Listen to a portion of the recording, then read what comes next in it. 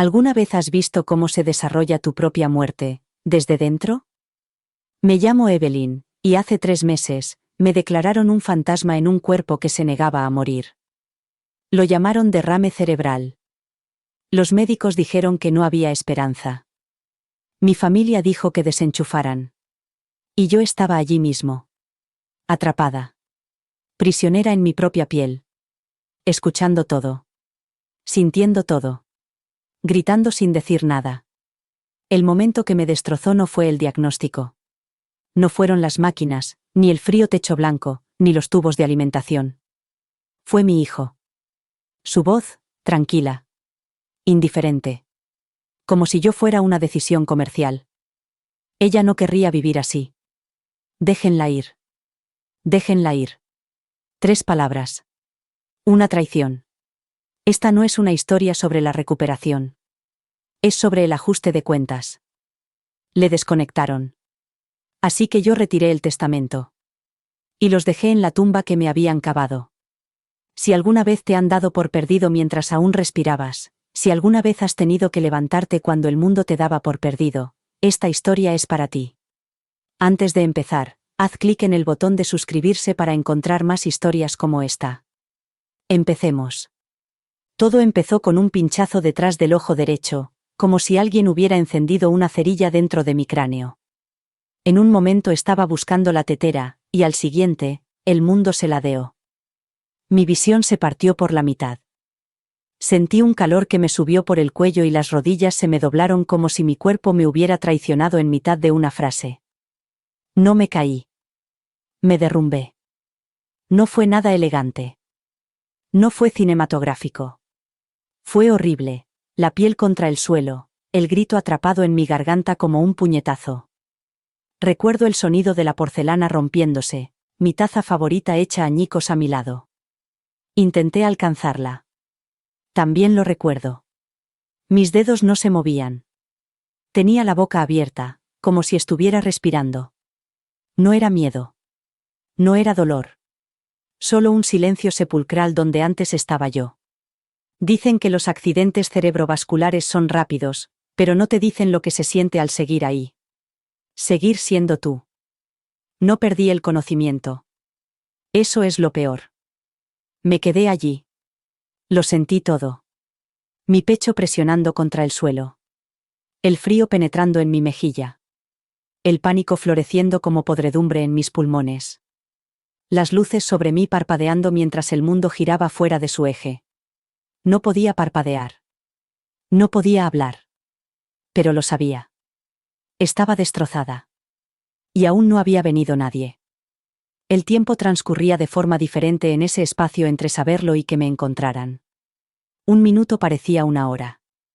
Y el silencio de mi cuerpo gritaba más fuerte que cualquier cosa que hubiera oído jamás. Al final me encontraron. Mi vecina, Rita, dijo que la puerta estaba abierta. Que tenía un presentimiento.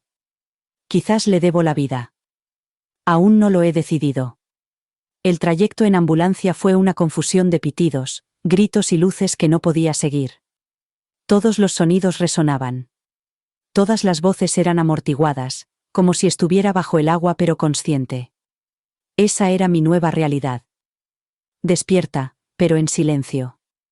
Viva, pero sin que me oyeran. Mi cuerpo era un ataúd que no me había ganado. Cuando me llevaron al hospital, recuerdo haber pensado. Aquí es donde termina todo. No porque me estuviera muriendo. Sino porque ya lo sentía, la forma en que la gente me miraba como si no estuviera allí. Como si fuera un caparazón. Un pensamiento de último momento. Una carga envuelta en mantas y cables. Me hicieron pruebas. Me tomaron imágenes. Susurraron su pronóstico. Uno dijo, sombrío. Otro dijo, no responde. Quería gritar. Puedo oírles. Quería decir. No me miren como si no estuviera aquí. Pero lo único que podía hacer era mirar fijamente al techo estéril, contando los segundos entre la lástima y la indiferencia. ¿La ironía? Estaba más despierta de lo que había estado en años. No estaba entumecida. No estaba distraída. Presente. Cada segundo se grababa en mi memoria con cruel claridad. Y entonces lo oí, la frase que destrozaría todo lo que creía saber sobre el amor. Mi hijo. Mi único hijo. Su voz, baja y demasiado tranquila para lo que estaba diciendo. Ella no querría vivir así. Déjala ir. No sé cómo describir lo que se siente cuando se te rompe el corazón, pero tu cuerpo no puede reaccionar. Cuando la persona a la que has criado, la que te llamaba mamá, con la cara manchada de mantequilla de cacahuete y la rodilla arañada, ahora está de pie junto a tu cama y le da permiso al médico para acabar contigo. No había vacilación en su voz. Ni un temblor. Solo certeza. Fría, pulida, ensayada. Como si hubiera estado preparándose para este momento. Como si ya me hubiera dejado morir en su mente y solo necesitara el papeleo para ponerse al día. No podía llorar. No podía ni siquiera estremecerme. Pero por dentro, algo estalló. Entonces no reconocí el sonido. Pero ahora sí. Era el sonido del perdón muriendo. En los días siguientes, oí más. Conversaciones que nunca fueron destinadas a mí. Términos legales. Términos médicos. Crueldad casual disfrazada de compasión. Pensaban que estaba demasiado ido para entender. Demasiado muerto para darme cuenta. Pero me di cuenta de todo. La enfermera con la carpeta que se refería a mí como en un caso. El médico que dijo. Puede que sea un vegetal, pero al menos está en paz. Mi hijo, que no volvió a visitarme en 3 días. Tomaron sus decisiones como si yo ya no estuviera allí, gritando con cada parte de mí que aún quedaba. No estaba descansando. Estaba observando. Catalogando. Memorizando. Para que algún día, si alguna vez volviera, no lo olvidara. Lo peor de la traición no es cuando viene de un enemigo. Es cuando viene de la persona en la que una vez confiaste para que hablara por ti cuando no podías hablar por ti mismo. Esa noche, después de escuchar la voz de mi hijo sugerir con tanta calma que me mataran, no dormí. No realmente. No sé si se puede llamar dormir cuando tu cuerpo está congelado pero tu mente no se calla. Flotaba entre el sueño y los gritos, donde el tiempo se derretía y los pensamientos se agudizaban. Cada sílaba se repetía una y otra vez. Déjala ir. Como si fuera una correa. Una carga. Un error que por fin podía deshacer. Lo dijo con el mismo tono que usaba para entregarme la ropa sucia, con naturalidad. Rutina. Sin sentimiento. Después de eso, los médicos se movieron rápido. Demasiado rápido. De repente, sucedían cosas sin explicación. Ajustaban las vías intravenosas. Recalibraban los monitores. Revisaron 2 veces el formulario de no reanimar delante de mí, como si ya fuera un expediente en un archivador que aún no habían cerrado. Decían que me estaban manteniendo cómoda. Quería arrancarles la palabra cómoda de la boca. No quería paz. Quería una oportunidad. Empecé a escuchar con más atención. Cada paso en el pasillo. Cada susurro entre las enfermeras. Memorizaba los horarios. Observaba las sombras que se proyectaban en las persianas. Porque cuando no puedes hablar, aprendes a percibir. Y yo lo percibía todo. Incluida la enfermera con pintalabios rojo, la que se quedaba un segundo más que las demás. La que pronunciaba mi nombre con significado, sin lástima. Ella fue la primera en verlo. El tic. Era mi mano izquierda, apenas un temblor. Pero ella lo vio. No lo calificó de accidente. No lo achacó a los nervios ni a los reflejos. Se inclinó hacia mí, con su aliento cálido en mi mejilla, y me susurró. Sé que estás ahí. Y esa sola frase fue como el primer salvavidas lanzado en la tormenta en la que llevaba semanas ahogándome. No lo gritó. No salió corriendo de la habitación. Solo me tocó la mano y me dijo. Sigue adelante. Y lo hice. Esa noche, concentré todo mi esfuerzo en esa mano. Toda la rabia. Todo el dolor. Todo el fuego que creían haber extinguido. El progreso fue poco a poco. Un parpadeo. Una respiración. La forma en que podía controlar el ritmo de mi inhalación si me concentraba lo suficiente. No fue dramático.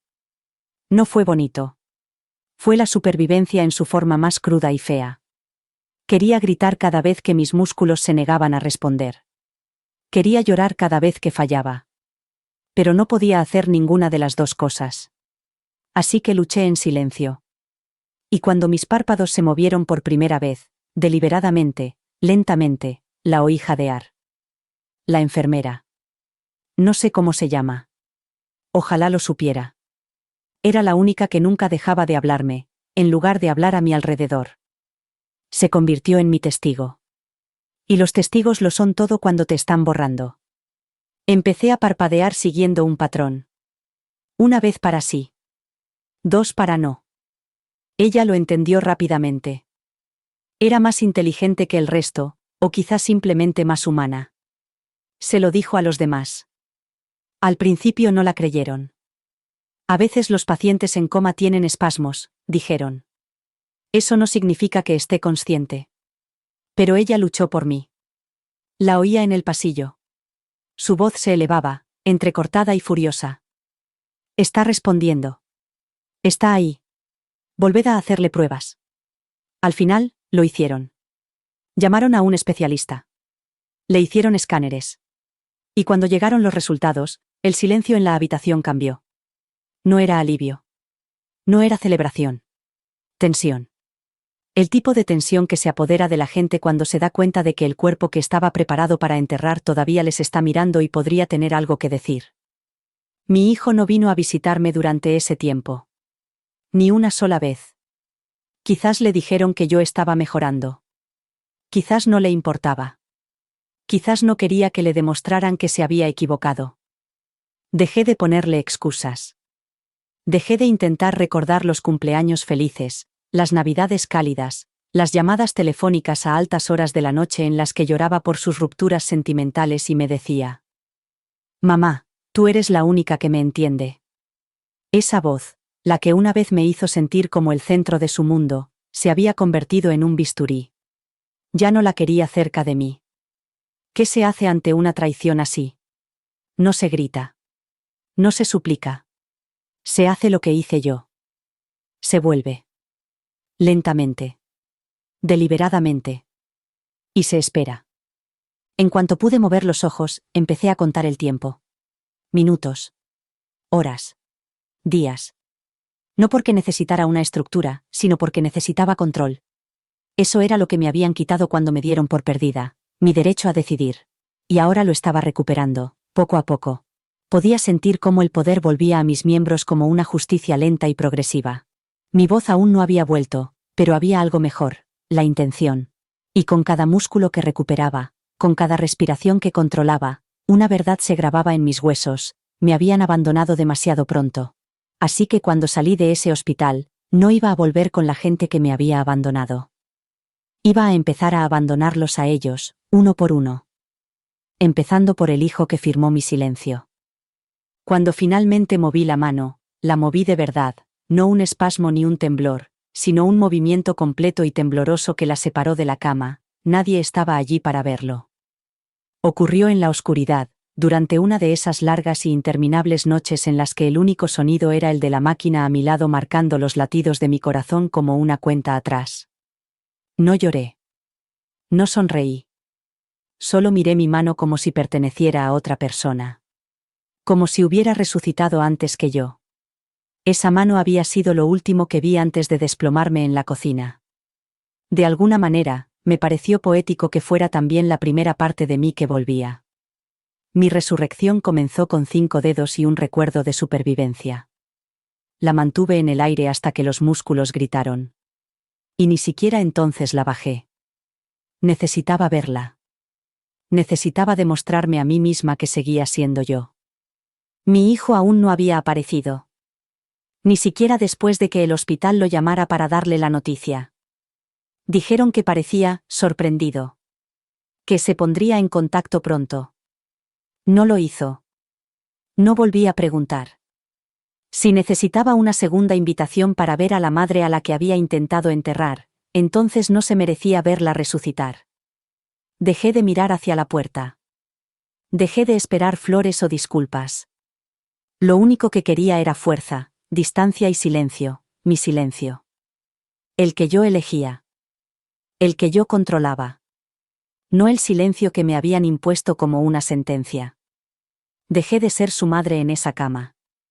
No porque no lo quisiera, sino porque el amor sin lealtad no es más que una historia que nos contamos a nosotros mismos para sentirnos menos solos. Los terapeutas elogiaban mi progreso. Decían que iba adelantada. Pero no sabían que me estaba preparando para la guerra. Cada vez que me movía, imaginaba el día en que saldría de ese hospital sin dejar ninguna nota, sin dejar ninguna dirección. Imaginaba a mi hijo mirando su teléfono, preguntándose por qué no había llamado, por qué no había vuelto.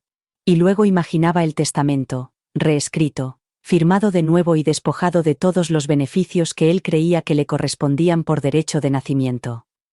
Él me había dado por muerta. Yo simplemente le devolvía el favor. Déjala ir, me dijo. Y lo hice. Dejé ir a ella, a la versión de mí misma que habría perdonado ese tipo de traición. La mujer en la que me estaba convirtiendo no necesitaba cerrar ese capítulo. Necesitaba claridad. Y ahora la tenía. Yo tenía el control. Yo decidía lo que vendría después. No ellos. No los médicos. Ni el hijo que medía mi vida en papeleo y tópicos. Yo. La que dejaron atrás. La que volvió más fuerte de lo que ellos estaban preparados para afrontar. No caminaba hacia el perdón. Me alejaba de todo lo que hacía que morir pareciera más fácil que quedarme. Y esta vez, cuando avancé, no miré atrás. Ni una sola vez. El día que me sacaron de la sala de recuperación, nadie vino a ayudarme a hacer las maletas. No porque se olvidaran. Porque no lo sabían. No se lo había dicho a nadie, ni a mis vecinos, ni a mis viejos amigos, y por supuesto, tampoco a mi hijo. Cuando miré a mi alrededor, en la pequeña habitación estéril en la que casi muero, todo lo que veía eran recuerdos, de quién era, de quién intentaron enterrar, de lo fácil que les había resultado seguir adelante sin esperar a ver si sobrevivía. Las enfermeras lo llamaban un hito. Un gran día, dijo una de ellas, como si me estuviera graduando de algún programa en el que me había inscrito voluntariamente. Pero no era una celebración. Era una declaración silenciosa. Estaba viva. Me iba. Y nadie venía conmigo.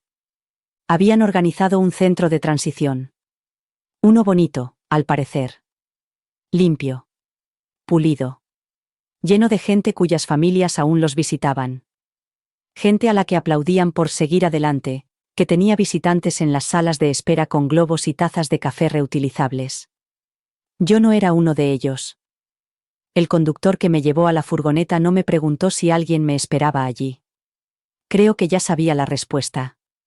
Ese tipo de silencio acaba por revelar el nombre de una persona. Fui en el asiento trasero viendo pasar el mundo como si hubiera muerto y vuelto como una extraña en mi propia ciudad. Todas las calles que me eran familiares parecían diferentes ahora, más nítidas, más frías. No porque hubieran cambiado. Porque yo había cambiado. Ya no buscaba pertenecer a ningún lugar. Buscaba distancia. En las nuevas instalaciones, todos sonreían demasiado. Decían mi nombre con demasiada alegría. Ese tipo de amabilidad ensayada que aprendes a desconfiar cuando ya te han borrado una vez. Me asignaron una habitación al final de un pasillo tranquilo, me dieron una caja de plástico con artículos de aseo y me dijeron que me instalara. No lo hice. No desempaqué nada. Dejé los cajones vacíos.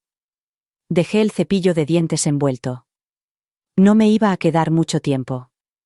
No porque no necesitara ayuda, mi cuerpo aún estaba rígido, mi voz era un susurro de lo que solía ser, sino porque ya lo había decidido. Esto era una escala, no un destino. No me estaba recuperando para complacer a nadie.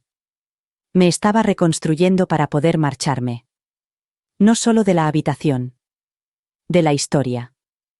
Fue en ese silencio, en esos extraños días en los que nadie me visitaba ni esperaba que nadie lo hiciera, cuando empecé a recordar. No los hechos, esos ya los recordaba. Me refiero a los sentimientos. Los años que había pasado dándolo todo por un hijo que ni siquiera se inmutó cuando le sugirieron que me cortara el sustento como si fuera un hilo suelto. La forma en que lo apoyé cuando su vida se derrumbó, el divorcio, las deudas, la bebida, y cómo fui yo quien mantuvo las luces encendidas y la nevera llena. Cuántas noches le di lo último de mi energía cuando ya no me quedaba nada para mí. Y lo rápido que me convirtió en un cuerpo desechable cuando las cosas se complicaron. Lo peor no fue que lo dijera. Fue que lo dijo en serio. No dudó. No mostró miedo. Solo la crueldad despreocupada de alguien que ya había reescrito la historia en su cabeza. Que yo habría querido esto. Que estaba honrando mis deseos. Nunca dije que quisiera morir si no podía hablar. Nunca le di ese permiso. Pero él se lo tomó de todos modos. Eso fue lo que hizo que mi decisión fuera tan fácil. Llamé a mi abogado, en voz baja, con precisión, y se lo dejé claro. El testamento se cambiaría. Todo lo que había dejado, todo lo que había construido, ya no era suyo. Había renunciado a su lugar en mi vida en el momento en que intentó acabar con ella. No se trataba de venganza. En realidad, no. Se trataba de la verdad. De no dejar que pasara el resto de su vida pensando que no habría consecuencias. La gente como él siempre cree que está haciendo lo difícil por amor. Que desconectarte del soporte vital es un acto valiente de misericordia. Pero no se quedan para ver las consecuencias. No se preguntan si les has oído. Si lo sabías. Si su voz fue lo último a lo que te aferraste antes de que la oscuridad te envolviera por completo. Yo lo sabía. Lo oí. Y lo recordaba. Y ahora, iba a asegurarme de que él nunca lo olvidara. Hice la llamada un martes. Firmé los documentos el jueves. El viernes ya era oficial. Se retiró el testamento. Se cambió el beneficiario. Se redirigió todo. El nombre que una vez figuraba junto al mío en el papel, como pariente más cercano, como apoderado, como heredero de una vida que no respetaba, fue borrado como si nunca hubiera existido. En su lugar, un fideicomiso. Silencioso. Sellado. Impenetrable. No porque no creyera en la familia. Sino porque había aprendido, de forma violenta y dolorosa, que la familia no siempre significa lealtad. A veces, solo significa proximidad. Y él ya había tenido suficiente. Yo ya no sobrevivía por amor. Sobrevivía por determinación. Por rencor. Por la aterradora y liberadora claridad de alguien que no tiene nada que perder y nada que dar a las personas que una vez la abandonaron. Hay un momento, después de firmar algo definitivo, un testamento, un fideicomiso, un nombre en una página, en el que el silencio no parece limpio. Se siente cargado. Como si el aire mismo intentara preguntarte si estás seguro. No respondí. No dudé. La pluma apenas había dejado el papel cuando supe que era la decisión correcta. No temblaba la mano. No había dudas. Solo una certeza fría y tranquila en mis huesos. La misma certeza que él había tenido cuando dijo: déjala ir. Ahora solo estaba imitando su tono. No por malicia. Por alineación. Dicen que el perdón es libertad. Pero algunos encontramos la libertad en la finalidad. Y para mí, no había sensación más libre que saber que él nunca volvería a tocar nada de lo que luché por recuperar.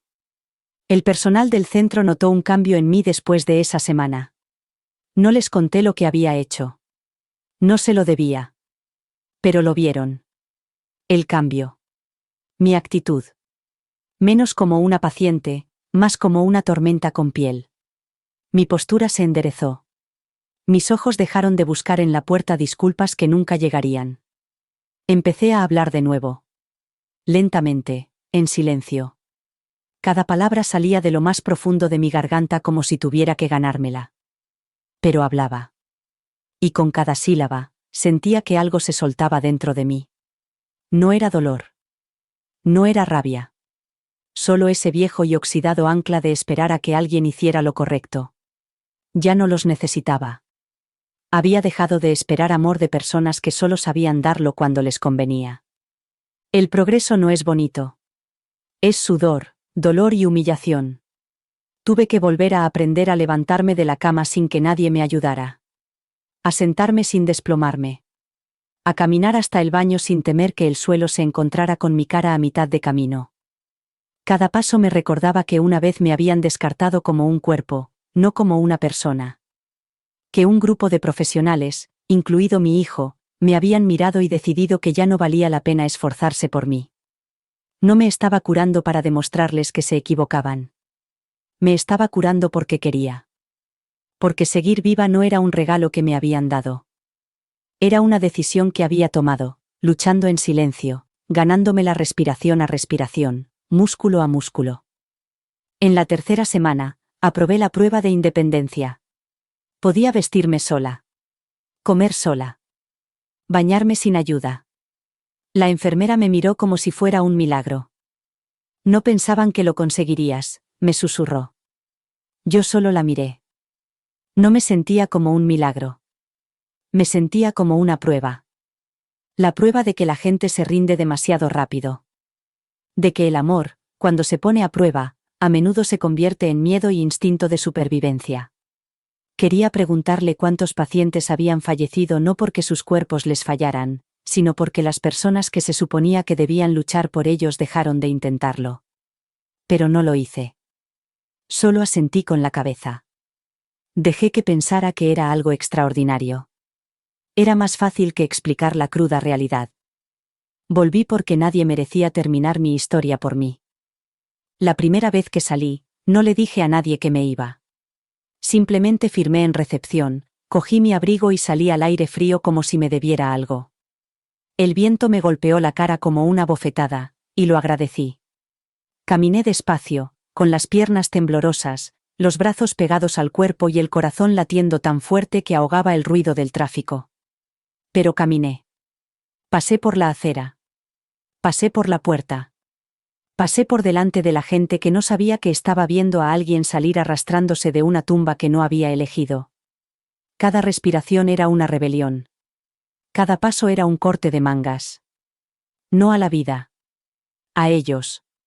A los que me descartaron antes de que tuviera la oportunidad de defenderme. Ese día no pensé en mi hijo. No directamente. Su nombre no salió de mis labios. Su rostro no apareció ante mí. Pero su eco permanecía como un moratón bajo la superficie. No dolía. No sangraba. Simplemente estaba ahí. Un recordatorio. Había dejado de preguntarme por qué lo había hecho. Había dejado de intentar explicármelo a mí misma en términos de miedo, confusión o misericordia mal entendida.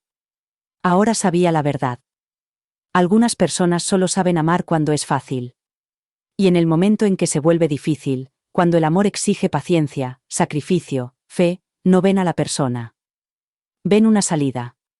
Él encontró la suya. Yo encontré la mía. Esa noche, me serví un vaso de agua, me senté en el borde de la cama y miré por la ventana como si la ciudad tuviera algo sincero que decirme. Y me di cuenta de que ya no estaba enfadada. No como antes. La ira es aguda. Rápida.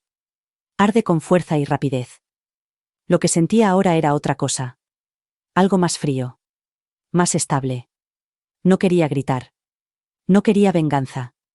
Solo quería vivir una vida tan plena, tan implacablemente mía, que hiciera que la versión a la que ellos renunciaron pareciera una sombra. Y eso es exactamente lo que planeaba hacer.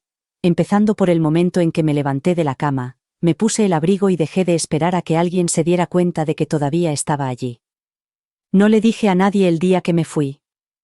Ni al personal, ni a la recepción, ni a la enfermera que cada mañana me llamaba, la mujer milagrosa, como si nunca me hubiera registrado como sin respuesta. No llamé al timbre ni pedí permiso. Simplemente hice la maleta que nunca había deshecho del todo y salí por la puerta como si nunca me hubieran arrastrado medio muerta por allí meses atrás. Nadie me detuvo. Nadie me persiguió. Eso es lo que tienen los lugares construidos para retener a personas destrozadas. Están acostumbrados a salidas que parecen más bien fugas. ¿Y la mía? La mía fue silenciosa. Firme. Deliberada. No me despedí porque, para empezar, nadie en ese lugar me había visto realmente. Veían a un fantasma. Nunca imaginaron que se marcharía caminando. El aire exterior sabía diferente ese día. No a libertad. Todavía no. Más bien a prueba. Había pasado tanto tiempo respirando a través de máquinas, tubos de alimentación y rutinas forzadas, que el simple acto de inhalar aire frío me parecía una rebelión. Tomé el camino más largo a casa. Pasé por delante de la tienda de comestibles a la que solía ir los domingos por la mañana.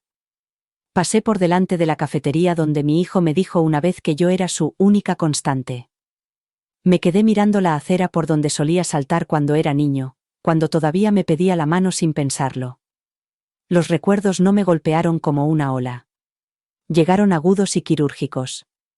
Pequeños cortes. Limpios. Precisos. Los dejé entrar. Dejé que me cortaran.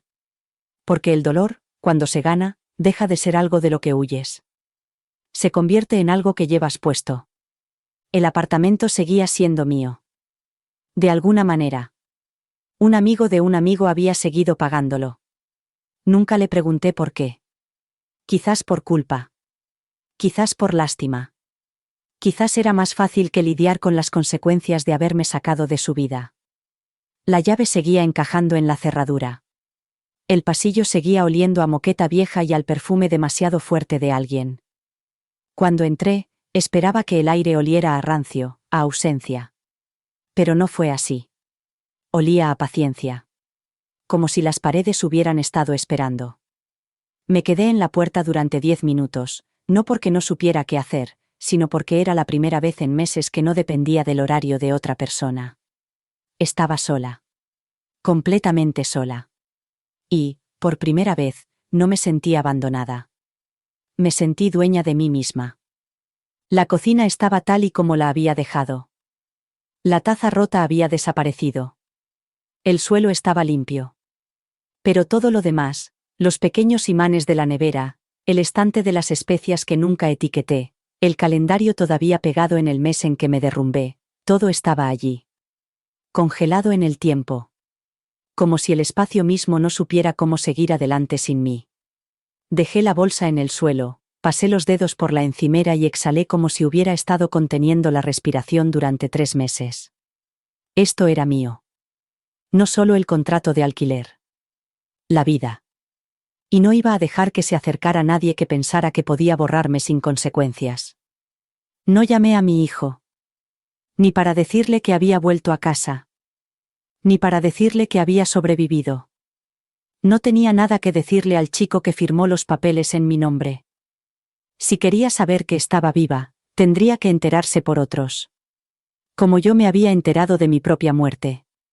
Como yo le había escuchado racionalizarlo con su voz de abogado, tranquila y calculada, como si el dolor fuera solo otro expediente que organizar. Esa versión de él, fría, serena, emocionalmente eficiente, había matado algo en mí. No mi voluntad de vivir. Mi voluntad de protegerle. Y no iba a reconstruir eso. Ni ahora. Ni nunca. Aquella primera noche, me senté en el sofá con un vaso de agua y una manta que aún olía a detergente y a invierno. No lloré. No bebí vino, ni encendí velas, ni escribí en el diario que me había dado la enfermera. Solo me senté allí.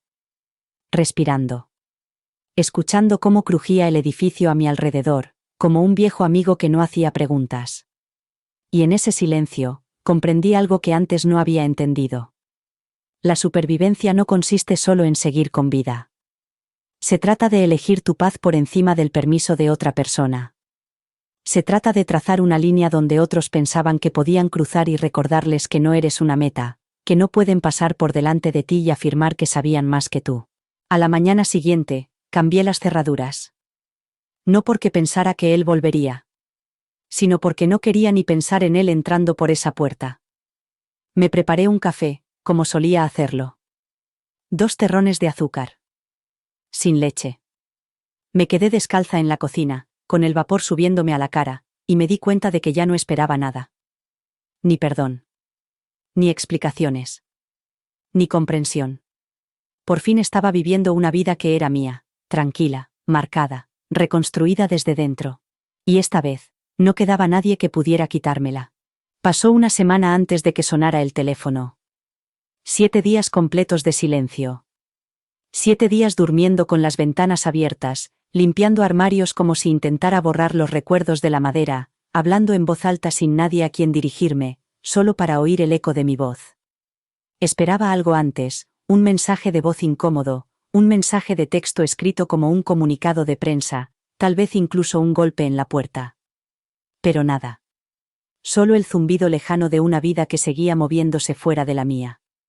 Así que cuando finalmente sonó el teléfono, dejé que sonara 4 veces. El tiempo suficiente para que mis manos dejaran de temblar. El tiempo suficiente para decidir que esta conversación, si era él, sería la última vez que su voz resonaría en mi casa. No era su número. Eso habría sido demasiado directo. Demasiado humano. Era el teléfono de su esposa, Claire. La misma mujer que me enviaba tarjetas de Navidad con nuestros nombres impresos como si todavía fuéramos una familia. Su voz sonaba tensa cuando contesté. Cortés. Ensayada. Como si intentara no molestar a un cliente. Dijo mi nombre una vez y luego hizo una pausa, como si esperara que colgara primero. No lo hice. Esperé. La siguiente frase salió a trompicones. Nos han dicho que estabas en casa. No lo sabíamos. Matthew quería que te llamara. Matthew. No tu hijo. No te echa de menos. Solo Matthew. Como si fuéramos dos conocidos lejanos hablando de un amigo común y no del hombre que había intentado enterrarme con papeleo y justificaciones insustanciales. No pregunté cómo se habían enterado. Los chismes tienen piernas largas y bocas flojas, y las historias de supervivencia siempre acaban llegando a oídos de quienes no esperaron lo suficiente para verlas hasta el final. Claire dijo que él no había dicho nada al respecto. Que estaba asimilándolo. Casi me echo a reír. Asimilándolo. Así es como lo llaman ahora cuando alguien a quien quieres oye las máquinas que te mantienen con vida y decide que son un inconveniente. Dijo que se sentía mal. Que tenía intención de llamar. No dije nada. No porque estuviera aturdida, sino porque el silencio es la respuesta más honesta a la disculpa de un cobarde. Ella siguió hablando. Algo sobre la cena. Sobre pasar por allí. Sobre lo agradecidos que estaban de que estuviera bien. Esa palabra me sentó mal. Agradecido implica que rezaste. Ellos no lo hicieron. Solo planearon. Le dije que no. Sin rabia. Ni siquiera con aspereza. Solo con claridad. De forma tajante y limpia. No quiero verlo. Le dije. No quiero hablar con él. No quiero escuchar nada de lo que tenga que decir. Ella tartamudeó. Dijo que lo entendía. Que era complicado. Que él pensaba que estaba haciendo lo correcto. Que estaba tratando de dejarme ir porque creía que era lo que yo hubiera querido. No la dejé terminar. La interrumpí con la misma frialdad con la que ellos me trataron cuando redactaron mi testamento vital. Dile que viví. Y dile que, sea cual sea la versión de mí que mató en esa habitación de hospital, esa mujer nunca volverá. Luego colgué. Después de esa llamada, no lloré. No me hundí en el sofá ni me abracé como si fuera algo frágil. Me levanté. Abrí la ventana. Me serví una taza de café recién hecho y me quedé en la cocina, descalza, firme. Miré a mi alrededor, a la casa que había recuperado, y por primera vez desde que volví del abismo, lo sentí, ese cambio. No era la ausencia de dolor. Era la presencia del poder. Había estado en todos los lados de la impotencia. Había visto a mi hijo renunciar a mí. Había escuchado a los médicos hablar de mí en pasado. Me habían borrado, habían hablado por mí, habían renunciado a mí. Y aún así, allí estaba yo. Respirando. Despierta. Implacable. A la mañana siguiente, volví a escribir. No eran cartas. No eran diarios. Era una declaración. Algo claro. Algo definitivo. No lo escribí para él. No lo escribí para la familia que me lloró prematuramente y siguió adelante sin consecuencias. Lo escribí para mí misma. Para la versión de mí misma que había sido silenciada. Enterrada. Traicionada.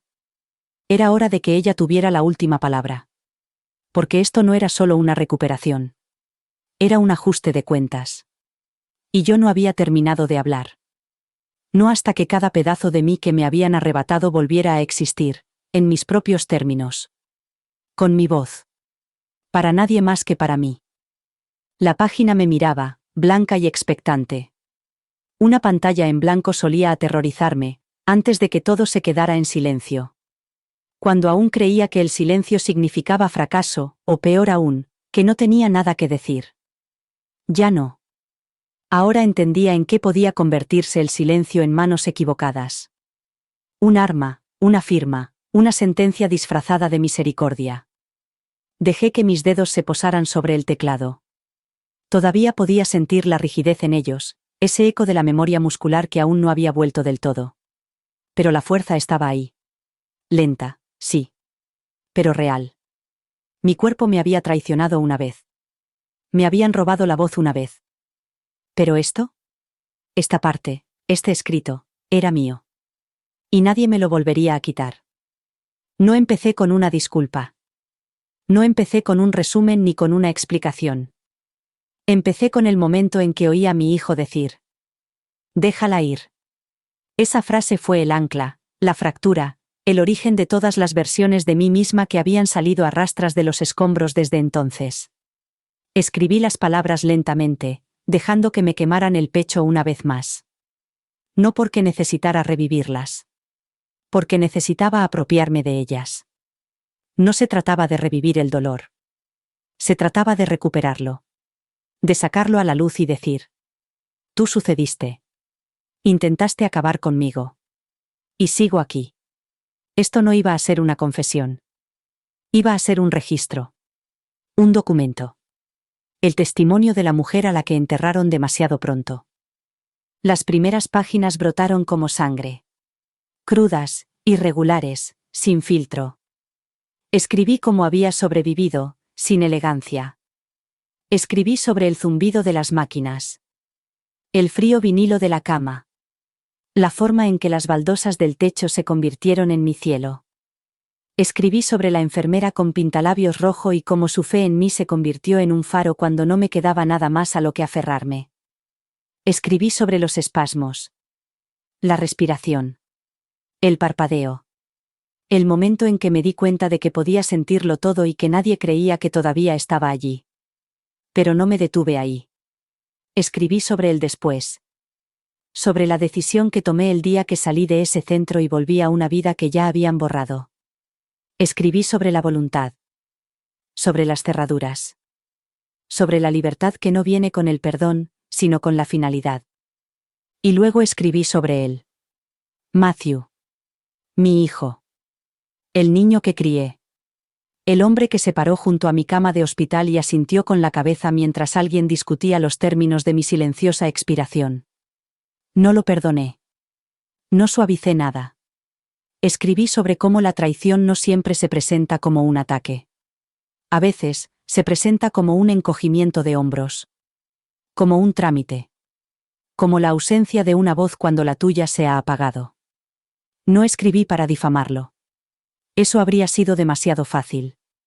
Escribí para nombrar lo que pasó. Para darle forma a la verdad de su silencio. Y al hacerlo, finalmente dejé de cargar con ello como una herida. Se convirtió en otra cosa. Una cicatriz. Cerrada. Sellada. Visible solo si sabías dónde mirar. No me detuve después del primer artículo. Seguí adelante.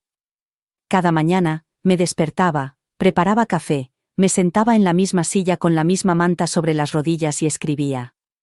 A veces era solo un párrafo. A veces eran 5 páginas. No escribía para un público. No intentaba que se hiciera viral ni que se publicara.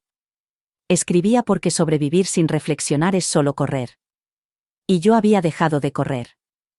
Las piezas empezaron a formar su propio ritmo. No solo se trataba del golpe, sino de lo que venía después. La burocracia del duelo cuando aún respiras.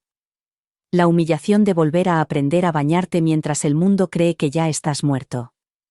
La ira silenciosa que se acumula cuando te das cuenta de que la gente solo te quería cuando le convenía. Después de unas semanas, imprimí las páginas y las apilé cuidadosamente en la mesa junto a mi cama. No era un libro. Todavía no. Ni siquiera era una historia completa. Era solo mío. Un registro de los días que ellos pensaban que no importaban. Las horas que asumían que no recordaría. Pasé los dedos por el borde de las páginas, una prueba delgada como el papel de que había salido adelante. No solo físicamente. Mentalmente. Emocionalmente. Por completo. Mi voz había vuelto. No de golpe. Palabra a palabra, línea a línea. Y esa noche, sentada con la ventana abierta y la ciudad zumbando como una nana, me di cuenta de algo. No necesitaba que nadie reconociera lo que había pasado. No necesitaba permiso para seguir adelante. Ya había sobrevivido a lo peor que le puede pasar a una persona. Ser borrada mientras aún estaba viva. Todo lo que vino después fue reconstrucción. Y no lo estaba reconstruyendo por él. Ni por Matthew. Ni por nadie que llamara una vez y nunca más. Lo estaba reconstruyendo por la mujer que parpadeó 3 veces para decir sigo aquí. Por la mujer que luchó por salir del silencio con nada más que instinto, rabia y rencor. Por la versión de mí misma que ahora se erguía más alta, más tranquila, más peligrosa en su paz de lo que jamás había estado en mi dolor. Porque cuando te despojan de todo y decides volver, no vuelves débil. Vuelves fuerte. Clara. Sin remordimientos. Ya no esperaba a que me escucharan. Ahora era yo quien hablaba. Y el mundo podía escuchar o apartarse de mi camino. Es extraño la primera vez que te das cuenta de que nadie va a venir. No porque se hayan olvidado. No porque estén demasiado ocupados. Sino porque ya han escrito el final sin ti. Esa conciencia no llega de golpe. Se va acumulando poco a poco. En llamadas perdidas que nunca llegan. En cumpleaños que pasan sin un solo mensaje. En el buzón vacío, el teléfono en silencio y el timbre que nunca suena. Recuerdo estar sentada junto a la ventana, viendo cómo la luz del atardecer se difuminaba por el cristal como si intentara suavizar los bordes de mi soledad. Pero no lo conseguía. Nada podía hacerlo. Porque por fin lo entendí. Ya no formaba parte de los planes de nadie. ¿Y esa parte de mí que solía dolerme por esa verdad? Se había ido. Reemplazada por alguien que ya no necesitaba ser elegida. Me había elegido a mí misma. Y eso siempre sería suficiente. Hubo un tiempo, no hace mucho, en el que habría dado cualquier cosa por oír su voz. Aunque viniera acompañada de culpa, aunque estuviera empapada de justificaciones. Solo quería saber que todavía importaba. Que en algún lugar, bajo todo el silencio y las firmas, seguía siendo su madre. Pero esa necesidad se había disipado, desgastada por cada llamada sin respuesta, cada excusa que me daba su mujer, cada intento fallido de fingir que lo que había hecho no era más que un borrado. Hay un tipo de dolor único al darte cuenta de que alguien a quien has criado ya no te reconoce a menos que estés en una cama de hospital, callada e inmóvil. Que su amor tenía fecha de caducidad, y que tus inconvenientes lo empujaron más allá del punto de retorno. Así que dejé de esperar. Dejé de mirar el teléfono. Dejé de imaginar alguna versión de él apareciendo en mi puerta con las manos temblorosas y una disculpa demasiado tardía para importar. En su lugar, me impuse un nuevo ritual. Las mañanas eran para escribir. Las tardes eran para el silencio. No la soledad, el silencio. Un silencio elegido. Un espacio donde mis pensamientos no tenían que luchar por existir. Encontré consuelo en el ritmo de mi propia voz en la página. Sin interrupciones. Sin correcciones. Sin nadie que intentara suavizar la verdad por el bien de los lazos familiares. Me dejé sangrar con la tinta y descubrí que ya no me dolía. Solo me aclaraba. Y en esa claridad, empecé a comprender lo que significaba pertenecer a mí misma. Una noche, después de terminar una página sobre la segunda semana de mi recuperación, la semana en la que intenté mantenerme en pie sola y me caí 2 veces, cerré el portátil y entré descalza en la cocina. La ciudad bullía fuera, pero aquí dentro todo estaba en silencio. Me quedé de pie junto al fregadero con un vaso de agua en la mano, mirando mi reflejo en la ventana.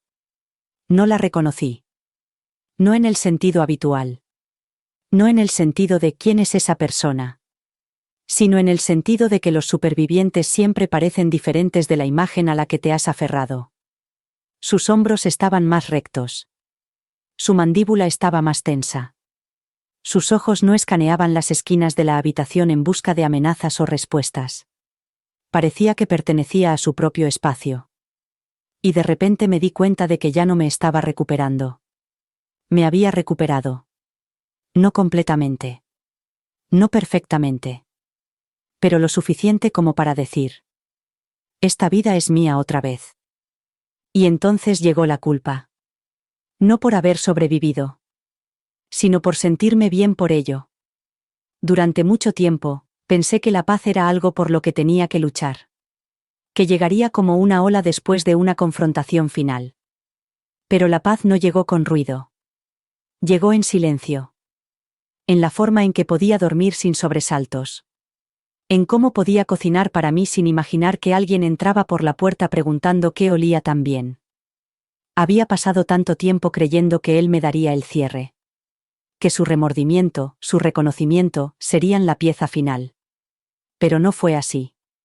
El cierre llegó en silencio, en la forma en que ya no esperaba una versión de él que nunca existió. Los vecinos todavía preguntaban por él a veces. ¿Cómo está tu hijo?, decían, sin saber de la ruptura. Siempre sonreía, asentía y daba una respuesta que no invitaba a más preguntas. No porque ocultara la verdad, sino porque la verdad ya no necesitaba explicación. No le debía a nadie un resumen de cómo él había firmado mi destino con total seriedad. No les debía los detalles de cómo me habían reducido a un formulario legal, un número de cama, una responsabilidad. Lo que pasó entre nosotros no fue una tragedia. Fue una revelación. Y una vez que algo se ha revelado, no puedes dejar de verlo. Solo decide qué hacer con ello. Yo había tomado mi decisión. Algunas noches, sigo sentándome junto a la ventana, no porque esté esperando, sino porque me gusta la vista. La forma en que respira la ciudad. La forma en que ríen los desconocidos abajo, con sus voces elevándose como música. La vida sigue. Siempre. Y ahora formo parte de ella, no como alguien que lucha desesperadamente por volver, sino como alguien que nunca se fue del todo. Solo me subestimaron. Solo me silenciaron temporalmente. Ahora hablo en mis propios términos. ¿Y el silencio que sigue? No es soledad. Es paz. Es poder. Y sobre todo, es libertad. Hay un cierto dolor que se instala en los huesos después de sobrevivir. No es dolor. Ya no. Es recuerdo. Es la huella de todo lo que has atravesado, todo lo que te has visto obligada a dejar atrás, y la conciencia de que no todos lo han conseguido. La gente cree que curarse es volver a ser quien eras. Se equivocan. Se trata de aceptar que esa persona ya no existe.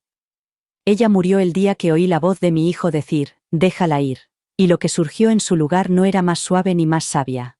Era más dura, más aguda, reconstruida por la traición, reconstruida por la rabia. Y cuando me miré en el espejo y la vi ahora, no lloré por lo que había perdido. Estudié en lo que me había convertido. Porque sobrevivir no te hace completo. Te hace peligroso. Empecé a volver al gimnasio. No por salud. Ni siquiera por fuerza. Por control. Por el ritmo frío y metódico de demostrar que seguía siendo yo quien controlaba este cuerpo.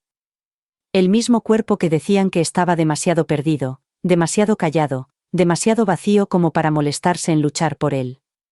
Me paré frente a la estantería de pesas y recordé a las enfermeras registrando mi declive como si fueran patrones meteorológicos. Respuesta mínima. No verbal. Pronóstico, malo.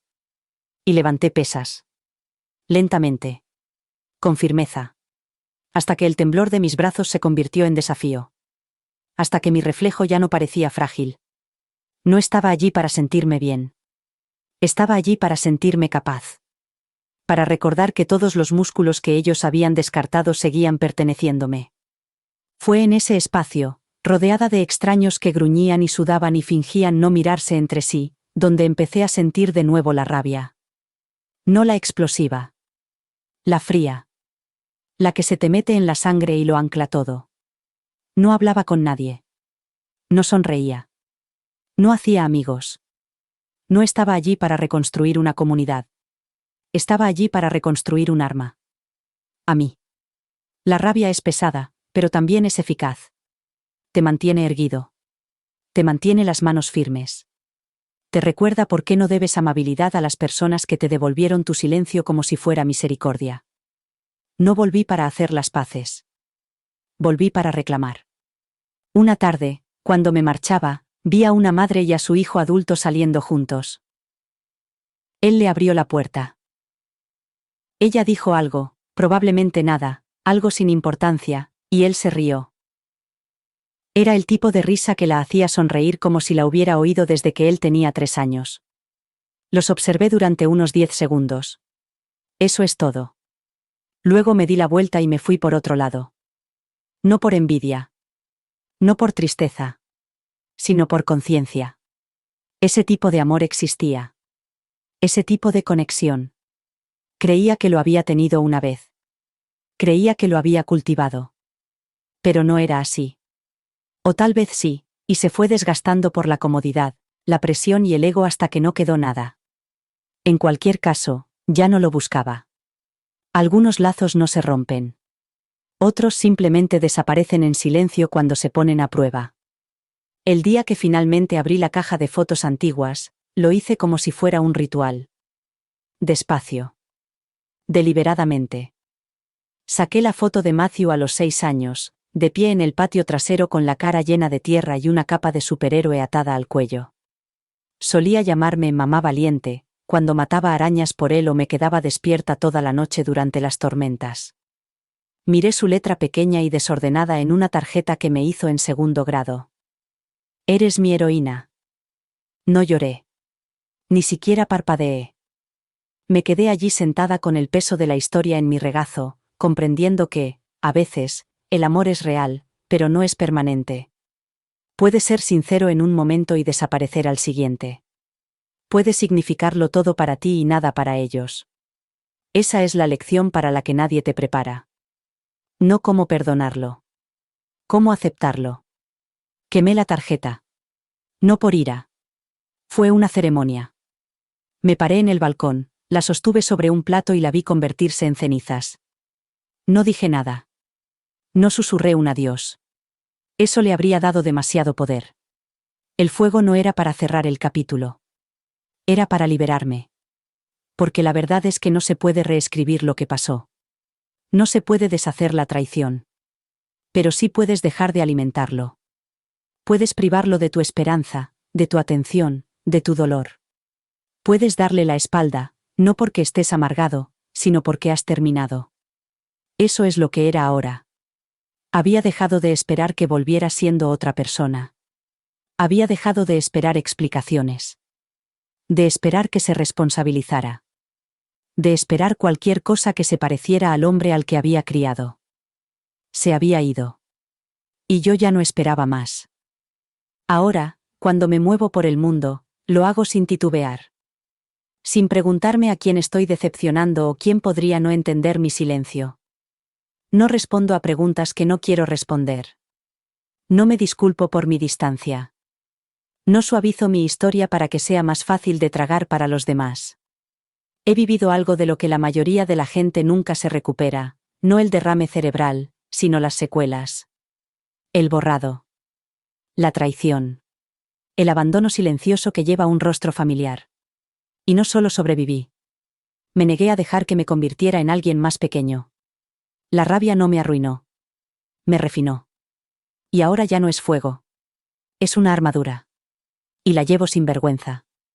La primera vez que conté la historia en voz alta, no fue ante una sala llena de desconocidos ni ante un entrevistador pulido con preguntas suaves y ojos muy abiertos. Fue a una mujer en una sala de espera, de unos 50 años, con el pelo demasiado tirante y las manos temblorosas alrededor de un vaso de café. No lloraba. Pero se notaba que lo había hecho. Siempre se nota. Parecía alguien que se aguantaba las lágrimas, temerosa de que, si decía una sola palabra sincera, el resto saldría a borbotones. Había visto esa mirada en el espejo durante meses. Reconocí su dolor como se reconoce un reflejo. No le pregunté qué la había llevado allí. No hacía falta. Los hospitales tienen una forma de sacar el dolor de las personas como el agua de una piedra. No hablamos durante un rato. Solo nos sentamos. Los dos en ese silencio rancio y zumbante que solo se encuentra en los edificios médicos, donde el tiempo parece suspendido y la esperanza es como lanzar una moneda al aire.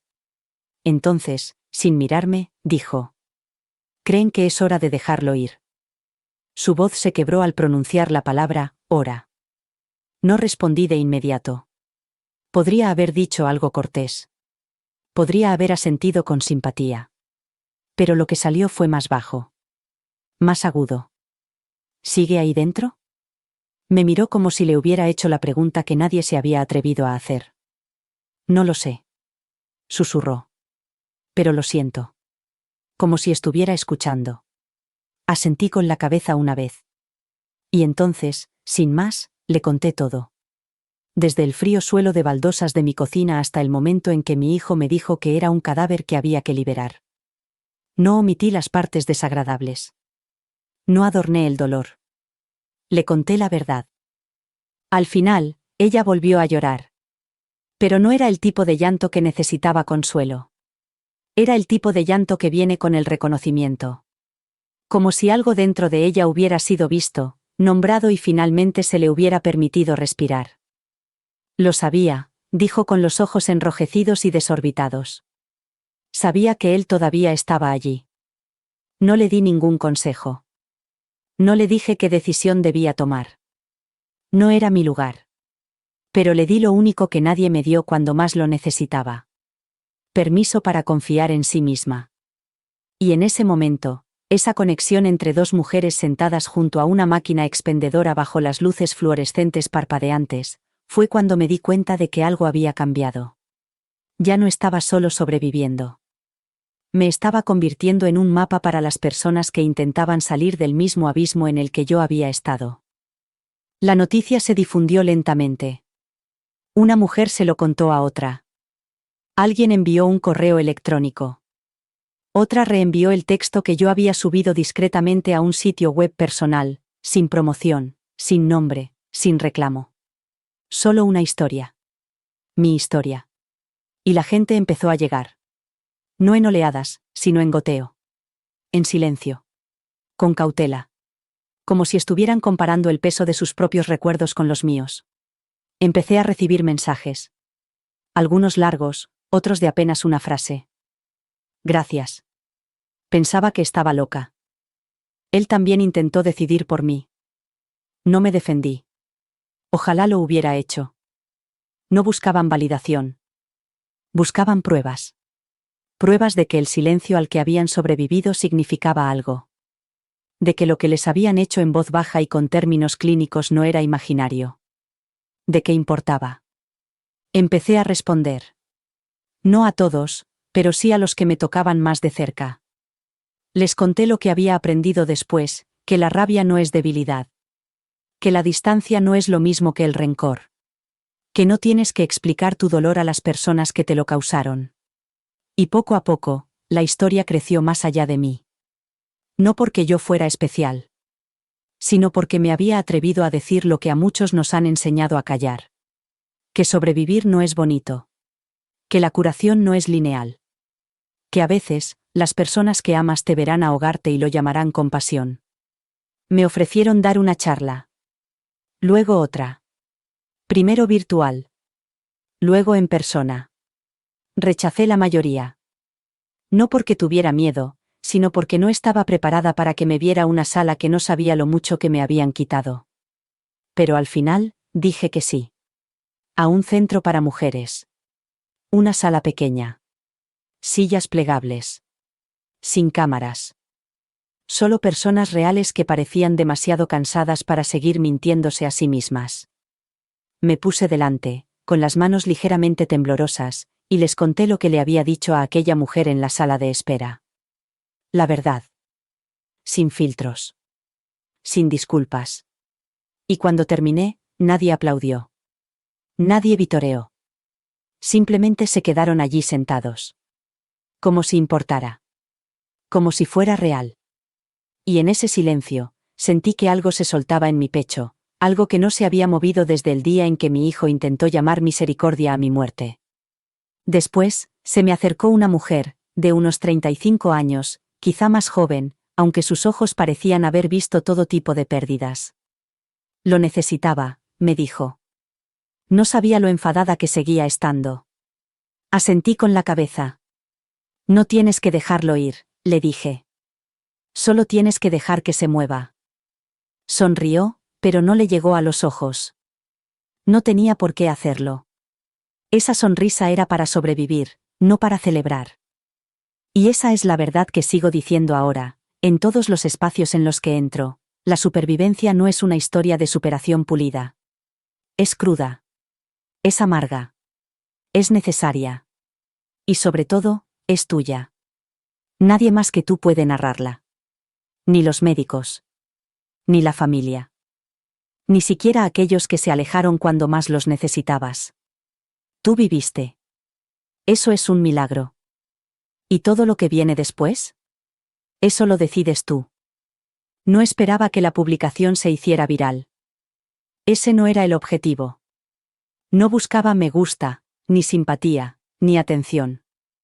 Lo escribí porque tenía que hacerlo. Porque si no dejaba salir las palabras, se pudrían dentro de mí. Era un simple pie de foto, un enlace a la historia y una frase que salió directamente de mis entrañas. Han desconectado el enchufe. Así que retiré el testamento. Eso fue todo. Sin adornos. Sin suavizar nada. Solo la verdad, destilada hasta su punto más álgido.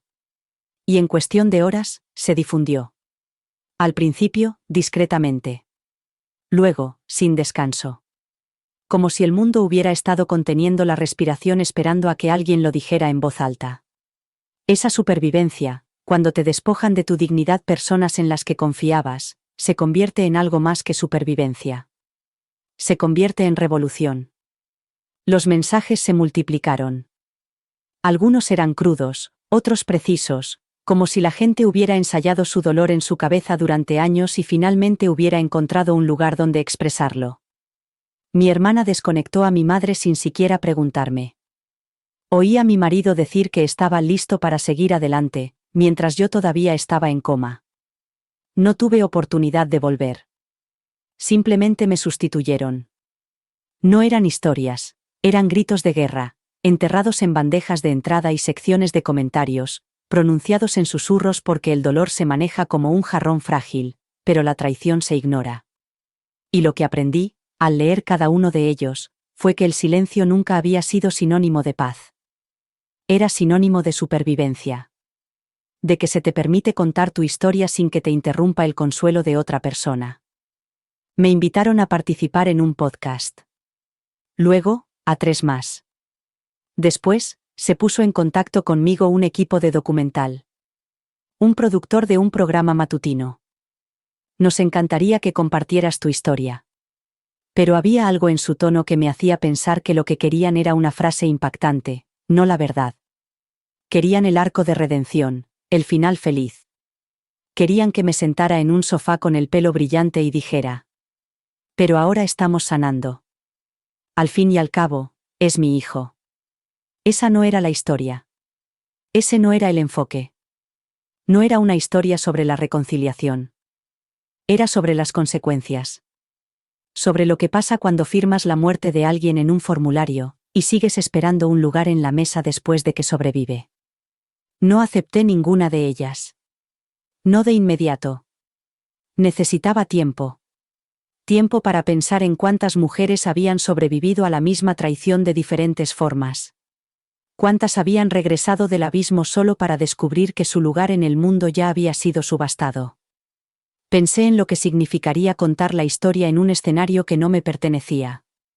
No quería que mi voz se filtrara a través de la sonrisa empática de un presentador o se suavizara en la postproducción. Quería contarlo tal y como lo viví, crudo, sin aliento, sin disculpas. Así que decidí contarlo a mi manera. Me grabé yo misma. Una cámara, una habitación, una silla. No miré a la lente como si fuera el público. La miré como si fuera la persona que me abandonó.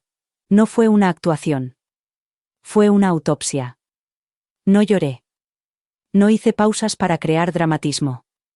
Conté la verdad, en orden, desde el primer susurro que oí mientras estaba paralizada en la cama hasta el último papel que firmé para apartar a mi hijo de todo lo que había construido pensando en él. Les conté cómo la supervivencia era como ahogarse cuando nadie creía que seguías viva. Cómo el silencio se convirtió en un grito. Cómo dejé de esperar a que alguien viniera a salvarme y empecé a salvarme a mí misma. Y al final, dije lo que tenía que decir, no para el mundo, ni para los titulares, sino para todas las mujeres que estaban viendo el vídeo y pensaban que su silencio significaba que no podían defenderse. No le debes a nadie tu historia de supervivencia, pero si la cuentas, cuéntala como si fuera un arma. Cuando lo subí, apagué el teléfono. Me senté junto a la ventana. Dejé que el silencio me envolviera como una tormenta que por fin había pasado. No sentí alivio. No sentí orgullo. Sentí liberación. La carga de ser educada, de reducir mi experiencia a algo aceptable, había desaparecido. Había contado la historia sin suavizarla. Y si eso incomodaba a alguien, mejor. Debía incomodar. Porque que te dejen atrás mientras sigues respirando es algo que nunca se suaviza. Solo aprendes a convivir con ello. Y eso era lo que estaba haciendo ahora. Caminar. Alrededor de los escombros. Más allá del dolor. Hacia un futuro que no estaba moldeado por las personas que intentaron enterrarme. No le conté a mi hijo lo del vídeo. No era necesario. Si lo vio, lo vio. Si no lo vio, fue su elección. Al igual que lo fue desconectar el aparato. Al igual que lo es para mí alejarme. Las consecuencias llegaron exactamente como esperaba, lentas al principio, luego fuertes. No de extraños. De personas que se habían quedado calladas cuando más las necesitaba. Personas que no me habían llamado cuando volví a casa. Personas que sabían dónde estaba, lo que había sobrevivido, y eligieron distanciarse porque era más fácil que sentirse incómodas. Ahora me enviaban mensajes de texto. Me llamaban. Dejaban largos mensajes de voz llenos de disculpas y confusión. El tipo de mensajes que empiezan con, no sabía qué decir, y terminan con, espero que podamos hablar. Pero no se trataba de mí. Se trataba de la culpa. De ser vistos. De darse cuenta de que habían sido espectadores de un lento borrado y no habían dicho nada. Mi historia no era nueva para ellos. Solo que ahora era ineludible. Uno de los mensajes era de mi hermana. No habíamos hablado en más de un año. No desde el hospital. Se marchó al tercer día, dijo que tenía trabajo y nunca volvió. Recuerdo verla coger su abrigo mientras yo yacía inmóvil en la cama, sus pasos resonando en el pasillo como una traición que ni siquiera sentía. Su mensaje era breve. Solo 3 líneas. He visto tu vídeo. Lo siento mucho. No sabía que fuera tan malo. Me quedé mirando la pantalla, con el pulgar sobre el botón de responder, y no sentí nada. Ni rabia. Ni alivio. Solo la extraña claridad de alguien que por fin ha superado la necesidad de ser comprendido. Ella lo sabía. Todos lo sabían. Solo esperaban a ver cómo acababa la historia. Si moriría en silencio o viviría a todo volumen. Y ahora que había elegido lo segundo, se apresuraban a reescribir sus papeles. Así es la supervivencia. Una vez que empiezas a hablar, la gente huye de ti o intenta volver a acercarse. Como si tu voz fuera algo que siempre hubieran apoyado. Pero yo no estaba repartiendo perdón como si fueran regalos de fiesta. No estaba organizando una gira de reencuentro. Había hecho las paces con el silencio que me habían dado. Me había enseñado a confiar de nuevo en mis instintos. A escuchar mi voz interior por encima del ruido de las obligaciones y los lazos de sangre. No necesitaba gritarles. Tampoco necesitaba bloquearlos. Simplemente dejaba sus palabras sin respuesta, como correo sin abrir. Porque cerrar un capítulo no siempre es una confrontación. A veces, es solo la decisión de dejar que carguen con su culpa sin darles un lugar donde dejarla. El vídeo se difundió como un secreto que la gente no sabía si podía compartir. No por su contenido, sino por su veracidad. No encajaba con la narrativa que la gente quería creer sobre la familia, sobre el amor, sobre la recuperación. No había un final feliz. No había un nos reconciliamos y salimos más fuertes. Era crudo, definitivo, implacable. Y eso incomodaba a la gente. Bien. Así debía ser. Estamos demasiado acostumbrados a ver a las mujeres salir de los escombros solo para perdonar inmediatamente a quienes les prendieron la mecha. No me interesaba esa historia. No estaba sanando con dulzura.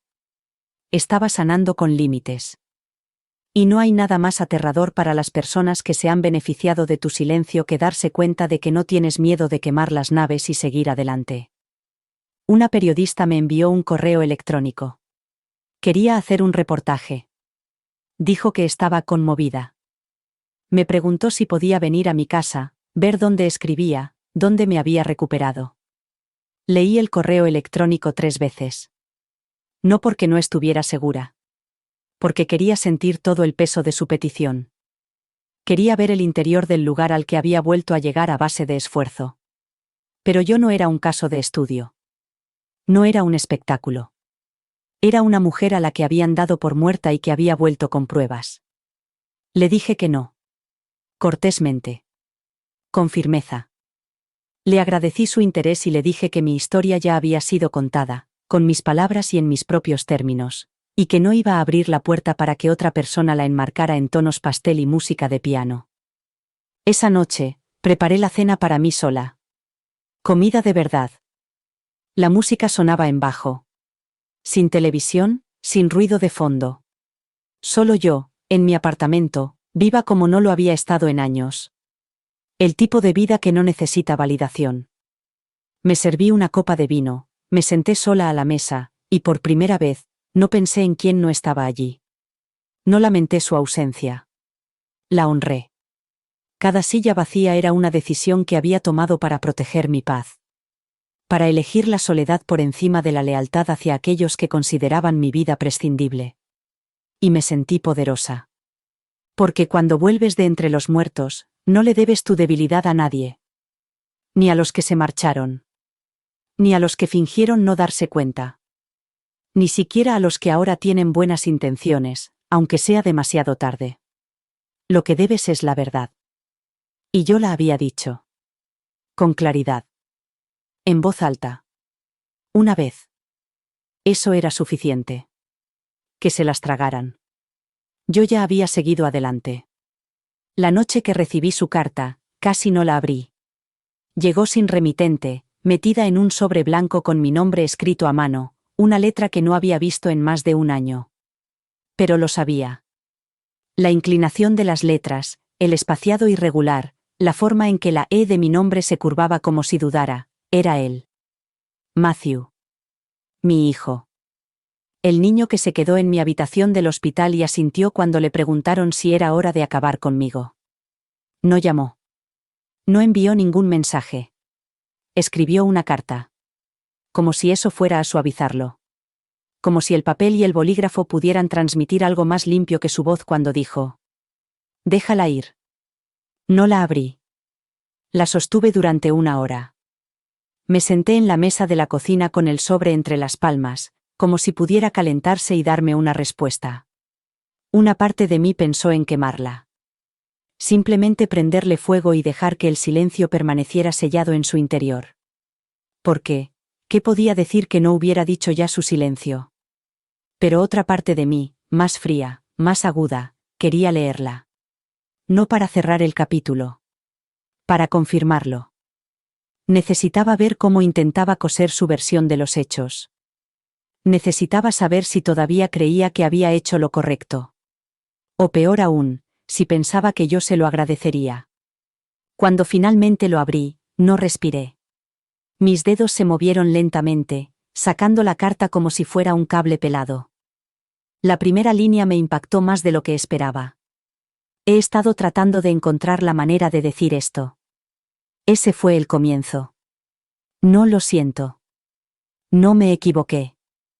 Solo una confesión torpe de que todavía no sabía qué demonios estaba haciendo. El resto de la carta parecía una actuación. Dolor, arrepentimiento, confusión, todos los grandes éxitos, envueltos en el lenguaje de alguien que quería que lo perdonaran sin hacer el esfuerzo de pedirlo. Escribió sobre el momento en que tomó la decisión. Dijo que sentía que me estaba protegiendo. Que pensó que era lo que yo hubiera querido. Me reí a carcajadas. Un sonido breve y amargo.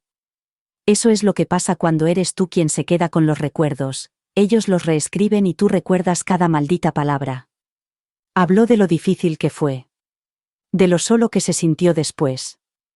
Como si eso pudiera compararse de alguna manera con lo que yo había vivido. Dijo que había visto mi vídeo. Lo calificó de valiente. Dijo que le hizo llorar. Dijo que no sabía que me había hecho tanto daño.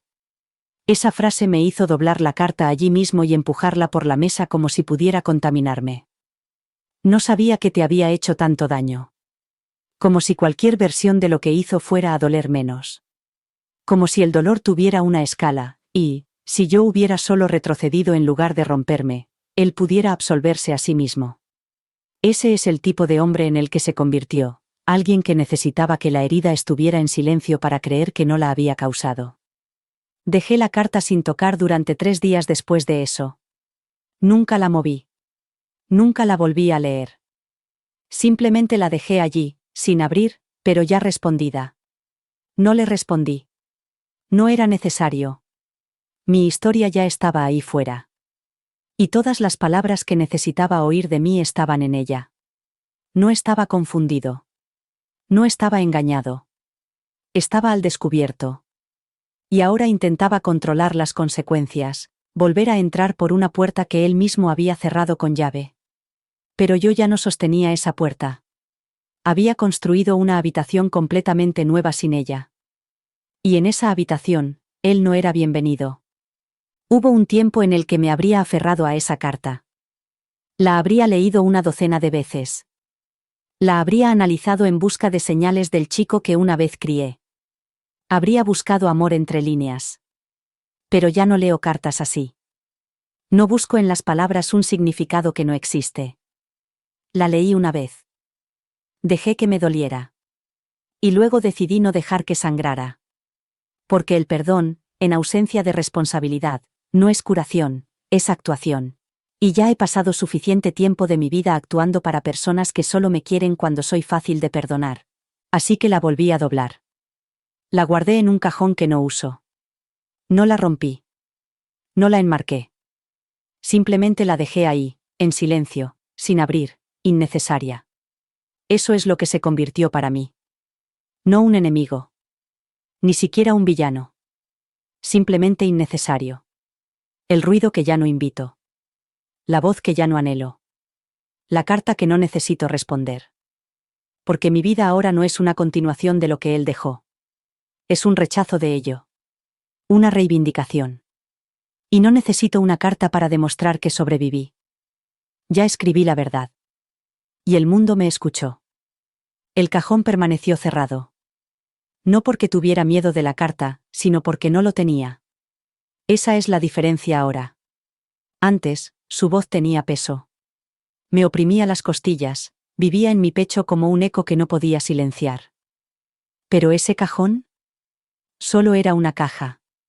Y lo que había dentro no era poder. Era una prueba.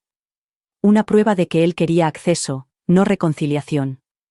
Que todavía creía que tenía un lugar en la historia después de salir de la habitación donde tuve que luchar sola. Pensaba que escribir mi nombre con tinta tendría más peso que el momento en que lo borró en tiempo real. Pero la tinta no deshace el abandono.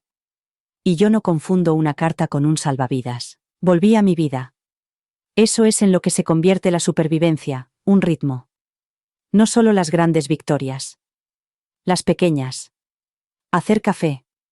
Respirar con calma. Dormir sin miedo. Ya no vivía a la sombra de lo que había pasado. No miraba el móvil esperando su llamada. No me quedaba mirando por la ventana preguntándome si aparecería, con cara de desolación, pidiendo que le dejara entrar. No había más hipótesis. No más escenas fantásticas en las que se arrodillaba y decía: cometí un error. La realidad era más sencilla. Él había cometido un error. Y estaba viviendo con ello. Igual que yo estaba viviendo sin él. La gente empezó a llamarme valiente. Desconocidos. Amigos de amigos. Supervivientes a los que aún no había conocido. Y cada vez, me sentía como si me hubieran prestado algo. Porque no había hecho nada heroico. No había salvado el mundo. Solo me había salvado a mí misma. Y ni siquiera por fuerza, sino por necesidad.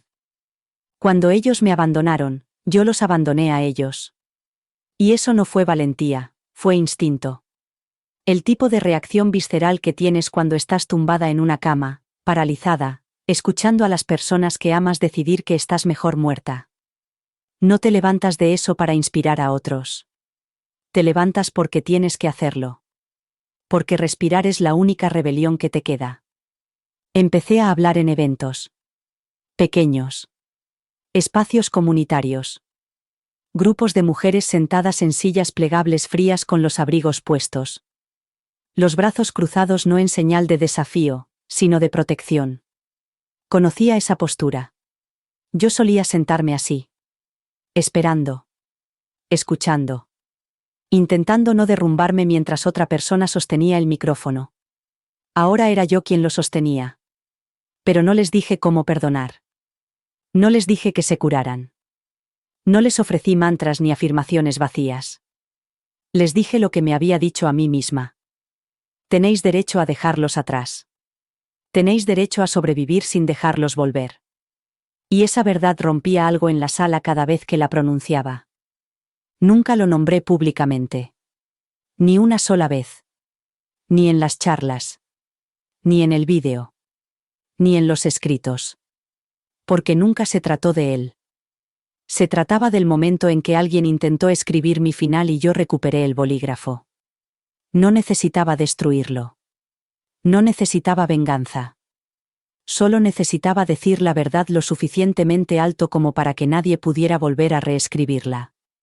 Y en ese silencio, donde debería haber estado su nombre, construí algo más fuerte. Un límite. Un rechazo. Un espacio donde las mujeres pudieran colocar su propio dolor y no tener que disculparse por ello. Él quería ser una nota al pie en mi historia. Pero lo que consiguió fue nada. No porque lo olvidara. Porque me negué a seguir cargando con él. La ciudad empezó a parecerme mi hogar de nuevo. Las calles que antes estaban llenas de fantasmas ahora solo estaban llenas de gente. Ya no había recuerdos acechándome en las esquinas. Ya no tenía que contener la respiración en las cafeterías cuando alguien se reía como él solía hacerlo. Había sobrevivido al eco. Y en ese silencio, encontré algo que no esperaba echar de menos. La alegría. No la que depende de la aprobación de otra persona. No la que espera un cierre. Solo alegría tranquila y sin filtros. Volví a bailar en mi cocina. Pinté el dormitorio. Empecé a decir que sí a cosas sin comprobar si podrían desencadenar algo. Porque ya nada tenía poder sobre mí. Ni su voz. Ni la carta. Ni siquiera el recuerdo del momento en que se marchó. Y así fue como se convirtió el capítulo 15, no en una confrontación, ni en un clímax. Una elección. La decisión de seguir viviendo una vida que ya no incluye a las personas que no pudieron mantenerla cuando importaba. No había ningún final que lamentar. Ningún reencuentro que esperar. Solo la continuación de una historia que por fin estaba escribiendo yo misma. Una respiración. Un límite. Un nuevo día tras otro. ¿Y ese cajón? Se quedó cerrado. No porque necesitara olvidar, sino porque por fin podía hacerlo. Empecé a correr de nuevo. No muy lejos, no muy rápido. Lo justo para sentir el suelo bajo mis pies y recordar que mi cuerpo todavía me pertenecía. La primera vez que me ataqué los cordones de las zapatillas, me detuve en la puerta, con la mano en el pomo, con la respiración atrapada entre la vacilación y el desafío. Durante meses, había caminado con cuidado por la vida, mesurada, cautelosa, callada. Pero aquella mañana, no me movía como alguien que intenta evitar volver a romperse. Me movía como alguien que sabía que ya lo había hecho y había sobrevivido. El aire era cortante. Frío. De ese tipo que te corta los pulmones lo justo para recordarte que estás vivo. Corrí por el mismo circuito que solía hacer antes de que todo pasara, el que pasaba por la iglesia, la librería, la pequeña cafetería de la esquina que aún no había cambiado el toldo. Y con cada paso, me deshacía de la versión de mí misma que intentaron enterrar. La que lloraron mientras aún respiraba. La que no debía volver. Pasé junto a gente que no me conocía. Extraños con perros, con tazas de café, con auriculares y expresiones indescifrables. Y, por primera vez, no me estremecí al cruzar la mirada con ellos. De vuelta a casa, me paré frente al espejo, sudorosa y jadeante, y la volví a ver. No la versión que ellos descartaron. No la que parpadeaba desafiante bajo las luces fluorescentes. Esta era más ruidosa sin decir nada. Me duché. Preparé el desayuno. No revisé los mensajes. No abrí el cajón. No volví a pensar en lo que ya estaba resuelto. Esa mañana, mi paz no era una actuación. No estaba preparada. Me la había ganado. Silenciosa. Nítida. Inquebrantable. La ciudad se movía a mi alrededor como siempre, indiferente. Y, por primera vez, sentí que no la estaba persiguiendo. Formaba parte de ella. Una mujer cuyo silencio se había confundido en el pasado con rendición, ahora se encontraba en medio de su propia vida como si nunca se hubiera ido. Porque no se había ido. Solo había esperado a que todos los demás dejaran de hablar por ella. La última vez que miré la carta, no la leí. Solo la sostuve. Papel fino, impregnado de todo lo que él no había dicho en voz alta. Ya no me dolía. No me escocía. Simplemente existía, como una cicatriz que dejas de notar hasta que alguien te pregunta de dónde viene. La volví a guardar en el cajón, no por respeto, sino por definitividad. Ese capítulo estaba escrito. Yo había vivido más allá de él. Afuera, el mundo seguía girando. Sirenas en la distancia, pasos sobre mi cabeza, risas que se colaban a través de las paredes de otra persona. La vida. Y esta vez, no me estaba preparando para ella. La estaba respirando. Profunda, plena y sin miedo. No necesitaba que me recordaran aquellos que intentaban olvidarme. No necesitaba que me perdonaran, ni siquiera que me entendieran. Lo que necesitaba, ya me lo había dado. Permiso. Irme. Reconstruir mi vida. No mirar atrás nunca. Dijeron que era un milagro que hubiera sobrevivido. Se equivocaban. El milagro no era volver. Era elegir no volver a la vida que habían construido sin mí. No solo seguí viviendo. Reescribí el final. Y esta vez, no les pertenecía a ellos. Me pertenecía a mí. Solía pensar que sobrevivir era el final de la historia. Que salir adelante significaba que todo volvería a su sitio. Que una vez que tu cuerpo estuviera sano, el resto seguiría. Pero nadie te dice cuánto tiempo tarda el resto en recuperarse. La mente. La memoria. La voz. Nadie te dice que, a veces, las personas que esperan fuera del hospital no están allí por ti, sino esperando permiso para seguir adelante. Y cuando regresas, te miran como si fueras un estorbo. Como un fantasma que se presenta en su propio funeral, exigiendo una segunda oportunidad que nunca planearon. Hay dolor en la supervivencia. Un dolor para el que nadie te prepara. Porque cuando las máquinas dejan de pitar y las gráficas dejan de actualizarse, te quedas con la verdad. Ellos te han dejado ir. Y tú no. Y ahora tienes que llevar ese conocimiento a cada habitación que aún ocupan, a cada conversación que intentan suavizar con excusas y amor revisionista. Te conviertes en el recordatorio. Y eso, más que nada, es lo que les incomoda. Pero hay poder en la decisión de quedarse. Poder en despertar al silencio y decir: no más. No solo a la muerte. Sino a ser borrado. A que hablen por ti. A ser llorado antes de tiempo. Vuelves más fuerte. No más cruel, sino más esculpido. Más agudo. Consciente. Ya no suplicas por un lugar en la mesa. Construyes el tuyo propio. Y te sientas en él solo, si es necesario, porque es tuyo. Cada tabla. Cada clavo. Cada nombre no invitado tachado de la lista de invitados. No le perdoné. No porque esté amargada, sino porque el perdón no es el único camino para seguir adelante. A veces, el acto más radical de sanación es decir: no puedes venir conmigo. Y seguir adelante de todos modos. No se trataba de un derrame cerebral, no se trataba de máquinas, ni de papeleo, ni de una voz atrapada en la garganta. Se trataba de la guerra silenciosa que se libra cuando una mujer se niega a morir según el calendario de otra persona. Se trataba de lo que sucede cuando lucha por volver, no solo a la vida, sino a sí misma. Ellos desconectaron el enchufe. Yo retiré el testamento. Y sobreviví a ambos. Esta historia puede haber terminado, pero el mensaje perdura. Para ver más momentos crudos y reales como este, haz clic a la izquierda y suscríbete para acompañar a más mujeres que están encontrando su fuerza. La curación lleva tiempo, pero es posible.